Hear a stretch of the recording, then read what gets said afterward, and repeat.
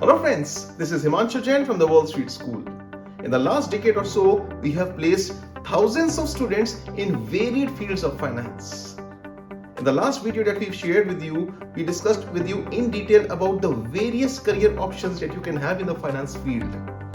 And we got a lot of requests from many of you asking us to make a detailed video on specifically wealth management. So in this video, we're going to cover what is wealth management, what are the different aspects of wealth management, what is the growth trajectory that you can expect in a wealth management profile, the salaries that you can expect in this field, and how to enter into this field. So we're going to cover all of this in detail in this video. Let's get started.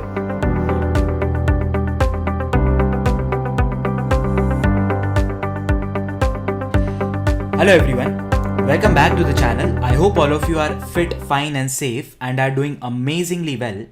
In today's video, I'll be talking about wealth management.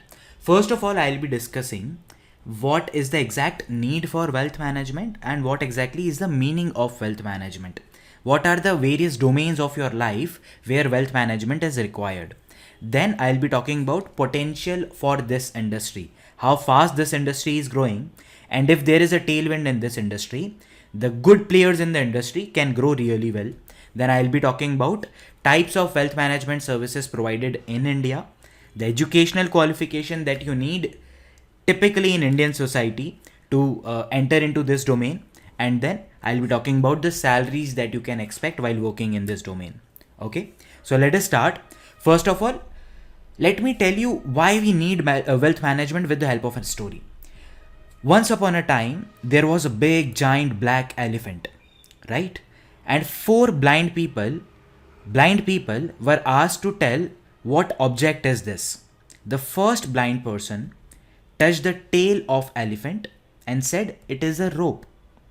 Second blind person touched the stomach of elephant and told it's a wall. The third blind person touched the tusk of elephant and told it's a spear. Fourth person touched trunk of elephant and told it is a snake. Then a fifth person was called who was having very clear vision. He was not a blind man and he was asked what exactly is this. He in 1 second told it is an elephant. See, moral of the story is blind people were not wrong. They were just telling what they feel. What they are blindsided by, they were just expressing their opinions on that, right? They were not aware, since they were blind, they were not aware what exactly is this object or entity is. But if you can see very clearly from all the dimensions, then it was very easy for that the person with the clear vision to tell it is an elephant. Similar is the case with money. See, if you go to a tax consultant, he will help you to save the taxes. He's not much concerned with other part of your wealth. If you'll go to an accountant, he'll help you to record the transactions. He's not much concerned with other parts of the wealth. Similarly, if you go to a financial planner or a portfolio manager, they will tell what exactly is the performance at their end, but they are not looking at your money holistically. Ultimate aim of any financial management is to increase your wealth, is not to generate profits, but to increase the wealth, right? And these people are so blindsided by their roles that you need an expert who can look at you holistically and tell you or help you to plan your money, right? And this is where wealth management kicks in. Now let us understand what is wealth management. See, wealth management is simply an advisory service which will help your client to solve or enhance his financial situation. You look at client situation in a more holistic way than any other finance professional. Wealth management is looking at lifestyle maintenance of the client. You want to also make sure he gets his lifestyle enhancement. If he is planning for some event, you can also help him to do that. You can also help him to plan for family continuity. You can also help him to do some philanthropical work. And then you can also help him to manage his risk. If you're talking about lifestyle maintenance, you're talking about the savings individual should be doing every other month or every other year and how much amount he should be spending. The budgeting of expenses. Then if you're talking about lifestyle enhancement and event planning, you could be planning to buy some asset, maybe your first home, first car, second home, second car, these kind of asset. Or maybe you could be planning for your retirement. Maybe you could be planning for, say, world tour. Your financial advisor, your wealth manager will help you to achieve this. Then family continuity, so you're looking for generational wealth transfer, that is creation of will.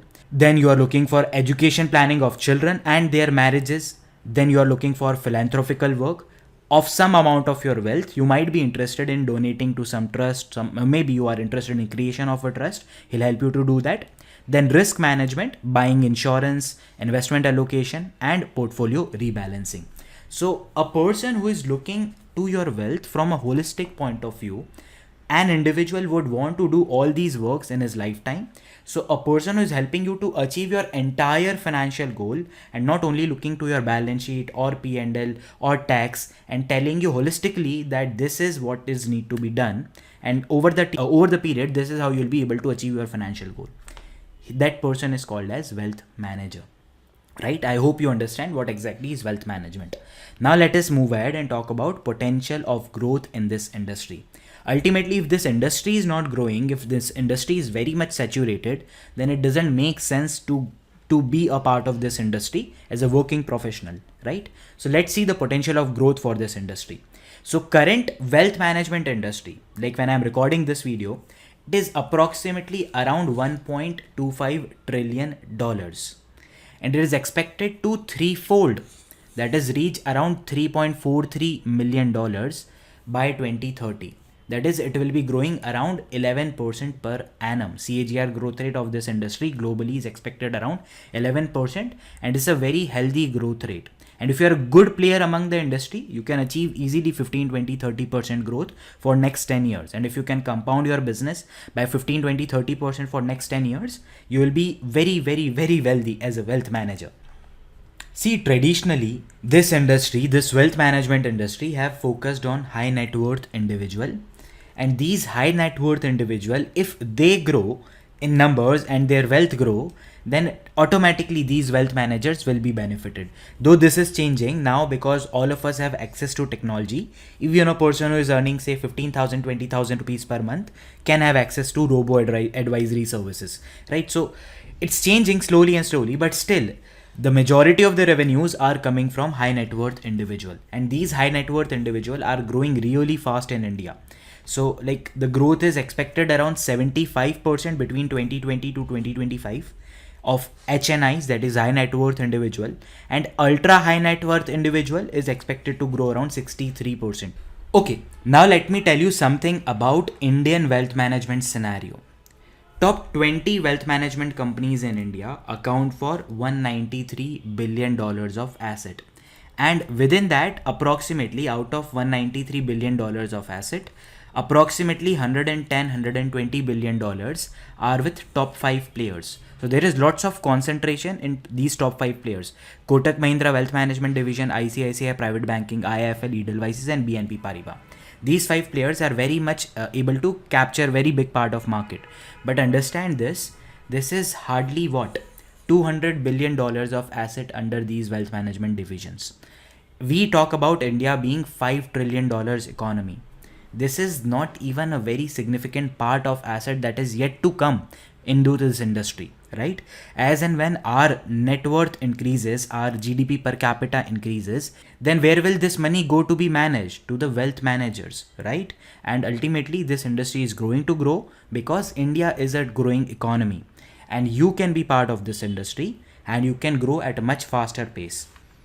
With that being said, let's move ahead and talk about wealth management service providers in India. The first of them is from banks. These banks, like we just saw, because of the network effects these banks are having, Kotak Mahindra, ICICI are among the top wealth managers in the country. Why? Because they will help you to buy insurance, buy mutual funds, they'll help you to plan for your future. They'll not give you any customized plan, but they are very good at cross-selling their products. If you have an account into say Kotak Mahindra Bank, you might also buy some other product from them because they are really good at cross-selling. So these banks also act as wealth managers. Other than these brokerage firms, especially new age brokerage firms, they'll do everything for you. They'll track your expenses, your savings account balance, your bill payments, your investment into gold. They'll also help you to invest in REITs in the form of, that is, they are taking care of your real estate investment. They are helping you to invest in foreign countries also. So they are also managing your wealth. These brokerage firms, they are majorly helping you to invest your money. They are not planning you, like they are not helping you to plan anything. You have to do it on your end. But if you are a really wealthy investor, you cannot rely on these directly sold products to you. You need someone really sensible to come and sit with you for hours and help you to solve your money problems. And this is where boutique advisory firms kicks in. That is, these boutique advisory firms will create customized wealth management solutions for you.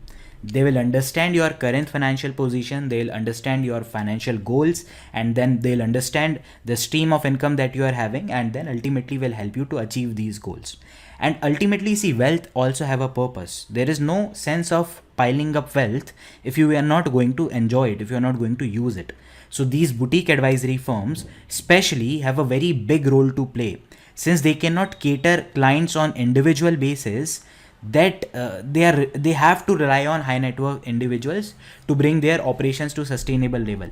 But this is changing now. These boutique advisory firms are also becoming fintech in nature. So they have also started to target not only HNIs but everyone. Like if in case you download their app, you might have to pay a very small amount of subscription fees, and they'll help you to prepare your entire financial plan digitally. So this is transforming, and if industry is transforming and you can be ahead of the transformation, you can have a very good career, right? Now let us move ahead and talk about the educational qualifications that you need to be into wealth management domain. First of all, let me be very clear. As such, there is no requirement to become wealth manager. You don't need any degree, anything to become wealth manager. But understand this, you will be dealing with a very huge amount of someone else's money. So until and unless you have a college degree that is in the field of finance or accounting or economics, or maybe having master's degree, say MBA in finance, until and unless you don't have that, you don't have any way to demonstrate your skills that you have acquired maybe by some practical experience. So as such, there is no requirement, but it is highly recommended you get some very good degree in finance or accounting, or maybe go for masters also, right? Along with it, the traditional degrees like CA, CFA, MBA finance obviously will help. But there are some non-traditional finance courses also that are very short-term in nature, like a CFP, Certified Financial Planner, Certified Private Wealth Advisor, CPWA, or there is a program by NISM and CRISIL. The joint, they have came together and created this program, NCCWM, that is NISM and CRISIL Certified Wealth Manager. You can look for these short-term courses within very short span of time, along with your say college degree. You have say BCom, and along with it you can say do CFP, and you are very much marketable, and you can start working in wealth management domain. Now the question arises, how much I'll be earning when I start working in this wealth management domain? See, if you start your own firm, I don't have an answer for you, right? It really depends upon your potential. If you're starting to work say in a bank, then I have an answer for you. How much you can expect to generate working in a bank in a wealth management division? So broadly, on an average, you will be earning around 7 lakh rupees.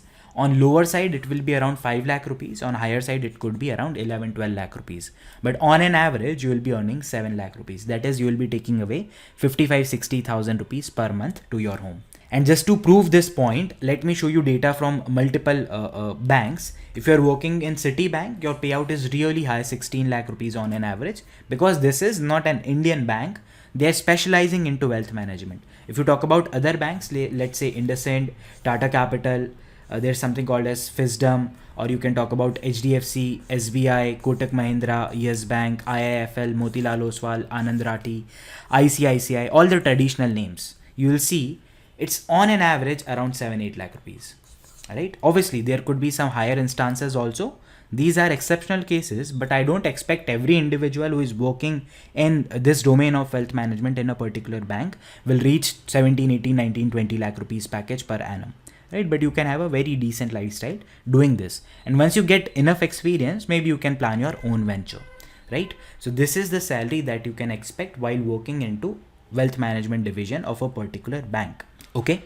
So with that being said, let me stop for the day. I hope this video added value to your time. If in case you have any queries in relation to this video or in general related to finance, please feel free to reach us at thewallstreetschool.com. Thank you.